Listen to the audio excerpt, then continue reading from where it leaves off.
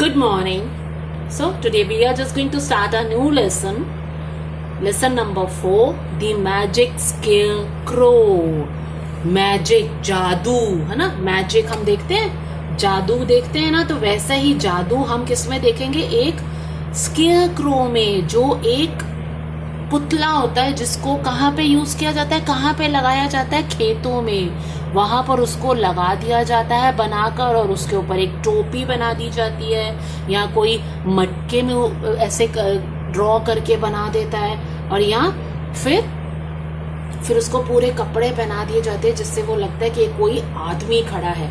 A very small model of person that is put in a fields हमारे खेतों में, to frighten birds, जिसको देखकर सारी जितनी भी चिड़िया है, जितनी भी बर्ड्स हैं, वो डर कर आती नहीं. उनको लगता है कोई खड़ा है और अगर हम जाएंगे तो वो हमें पकड़ लेगा और या हमें मारेगा. सो बहुत मजेदार स्टोरी है. अब हम सब ध्यान से सुनेंगे. So warm up exercise. Which of these things can fly.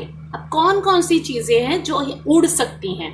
हम तो नहीं उड़ सकते, हम उड़ सकते हैं लेकिन हमें किस में बैठना पड़ेगा, एरोप्लेन में. सो हम बॉक्स में क्रॉस लगाएंगे, एरोप्लेन को टिक. क्रो उड़ सकता है और काइट भी उड़ सकती है, तो इन सबको हम टिक कर देंगे. Now we are just going to start the reading. First of all see the picture. यहाँ पे एक पेड़ है और एक बॉय बैठा हुआ है, और इधर छोटा सा घर है, वहां पे भी ट्रीज है, और यहाँ पे क्या है, यहाँ पे बहुत सारे भुट्टे हैं. भुट्टे खाते हैं ना हम, अभी बहुत सारे हैं, उनको हम इंग्लिश में कॉर्न, है ना. सो कॉर्न, बहुत सारे कॉर्न्स लगे हुए हैं. सो अब है Ben is a farmer. Ben कौन है, बेन एक आदमी का नाम है जो फार्मर है, जो किसान है, उसकी खेती बाड़ी है. He grows corn in his field. Field खेत, वो क्या बोता है, वो क्या उगाता है अपने खेतों में, कॉर्न, भुट्टे, छलियां बोलते हैं जिसको, और भुट्टे बोलते हैं. He has a small corn farm. Farm जहां पर हम डिफरेंट टाइप्स ऑफ चीजें उगाते हैं, to use land for growing crops और कीपिंग एनिमल्स. ये जो फार्म है, ठीक है, उसमें हम चीजें उगाते हैं फार्म हाउस पे, और साथ में वहां पे हम अपने जानवरों को भी रखते हैं. तो उसका एक छोटा सा कॉर्न का फार्म है. फार्म में तो वो भुट्टे उगा रहा है और साथ साथ क्या करता है, वहां पे उन्होंने अपने एनिमल्स भी रखा, तो उसको हम बोलते हैं फार्म. और फील्ड्स हमारे खेत. Birds come and eat his corn when they are ripe. Ripe मतलब जब वो खाने को रेडी हो जाता है. फल या अनाज जब वो पूरा पक जाता है, हम खाने के लिए उसको निकालते हैं, तो आके जब वो पूरा खाने को रेडी हो जाता है तो ऑलवेज क्या हो जाता है, वो सारे बर्ड्स आते हैं और बेन के खेत के सारे, मोस्ट प्रॉब्ली सारा उसका जितना भी अनाज होता है वो सारा खा जाते हैं. इससे बेन बहुत परेशान है.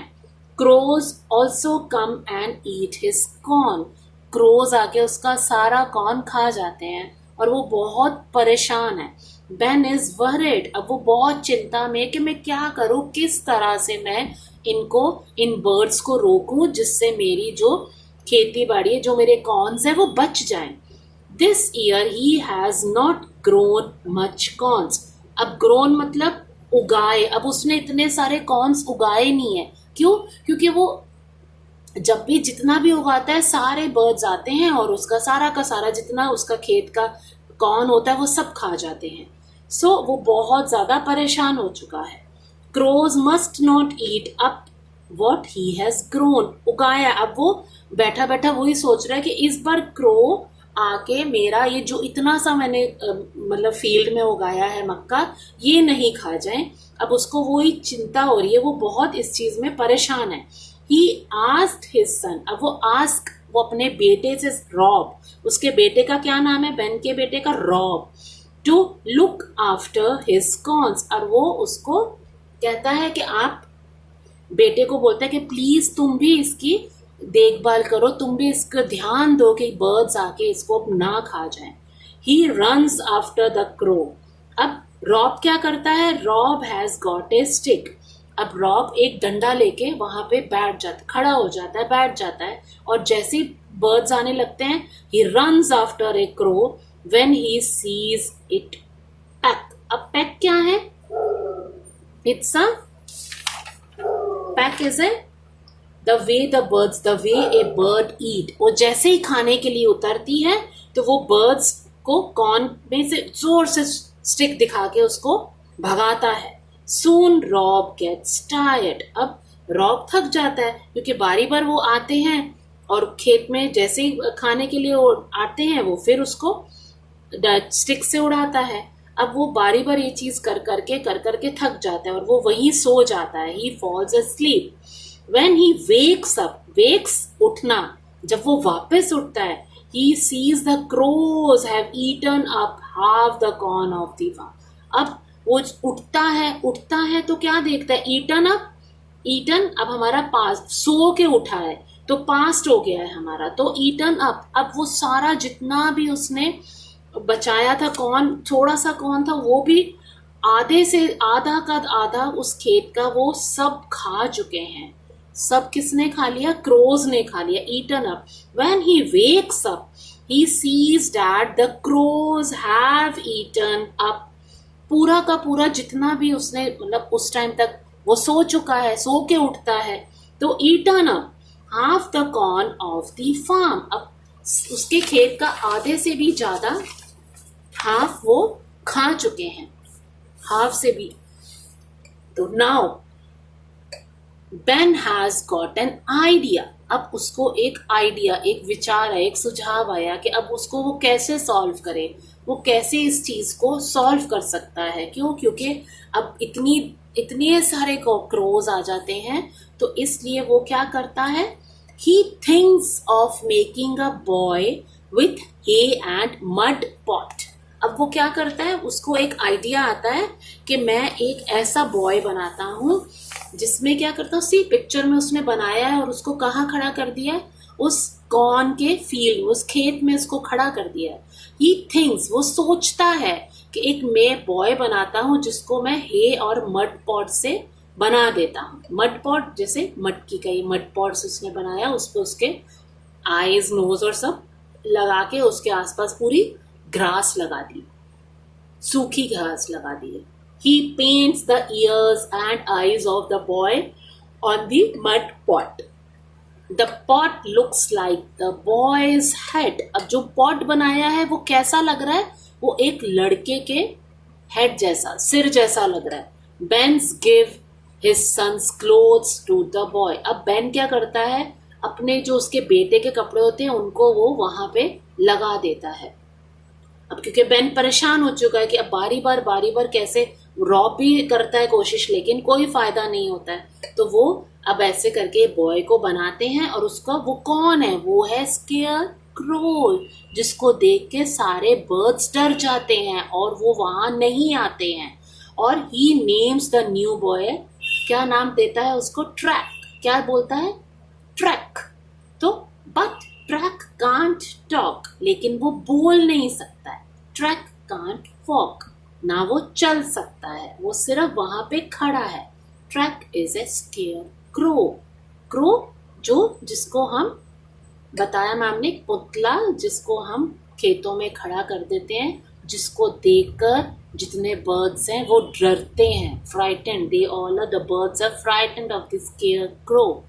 इट स्टैंड्स एंड स्केयर्स, वो डराता है, वो वहीं खड़ा रहता है, ना वो चल सकता है ना वो बोल सकता है. It stands and scares the crows all day and all night. वो रात को भी ऐसे ही खड़ा रहता है और ना वो चलता है ना वो बोलता है. दिन रात वो एक ही जगह पर और एक ही पोज में, एक ही पोजीशन में खड़ा रहता है. ट्रैक नेवर स्लीप्स, ना वो सोता है. ट्रैक्स ऑलवेज अवेक, वो सोता भी नहीं, हमेशा जगता है. अवेक सोता ही नहीं है, वो हमेशा जगा रहता है. Crows are scared of Track. अब जो क्रोज हैं वो उससे डर रहे हैं. स्केयर्ड, उससे डर रहे हैं. किससे? स्केयर क्रो से डर रहे हैं. इट इज नाइट टाइम, अब रात हो चुकी है. Everyone is sleep. एस्लीप, सब सो चुके हैं. अवेक उठे रहना और एस्लीप सो जाना. Rob hears a noise outside. एकदम से जो रॉब है, बेन का बेटा, वो एकदम से कुछ आवाजें सुनता है बाहर. ही स्टेप्स आउट. लो, वो जैसे ही बाहर निकलते हैं, what does Rob see? Rob sees Track is hopping around. और जैसे ही वो बाहर निकल के रॉब देखता है, तो वो क्या देखता है? जो ट्रैक है, जो वो स्केयर क्रो है, वो हॉप कर रहा है चारों तरफ, hopping around. Track can walk. Rob sees that Track can also fly. Rob calls his dad. Ben and Rob are both excited. अब जैसे ही रॉब देखता है तो रॉब क्या बोलता है? Track can walk. वो जोर से एक्साइटेड है, बहुत खुश है वो कि वो चल सकता है. Rob sees Track can also fly. वो उड़ भी सकता है. Rob calls his dad. वो अपने फादर को बुलाता है. Ben and Rob are both excited. वो बहुत खुश है. They are feeling happy. बहुत खुश, शोइंग देयर हैप्पीनेस. एक दूसरे को देखकर वो एक्साइटेड है, वे खुश हैं कि जो उन्होंने बॉय बनाया है वो चल भी सकता है और उड़ भी सकता है. Dad, you have made a magic scarecrow. और फिर रॉब बेन को क्या बोलता है? Oh dad, he is so excited, he is so happy कि आपने एक जादू का स्केयरक्रो बनाया है. और इससे अब क्या होगा? ना क्रोज आएंगे और उनकी कॉर्न की जो फसल है वो भी बच जाएगी, और वो बहुत सारी अब अपनी कॉर्न की फार्मिंग कर सकते हैं. फील्ड्स में बहुत सारा कॉर्न उगा सकते हैं, और then they will be very rich. और वो बहुत सारा पैसा कमा सकते हैं, जिससे उनकी फसल कोई खाएगा भी नहीं और वो बेच सकते हैं, और उनको बहुत ज़्यादा बेनिफिट होगा, फायदा होगा. सो you are going to underline all these words, and in our next session we will continue with our difficult words and hard words and our word meaning. So read it at least twice. Thank you.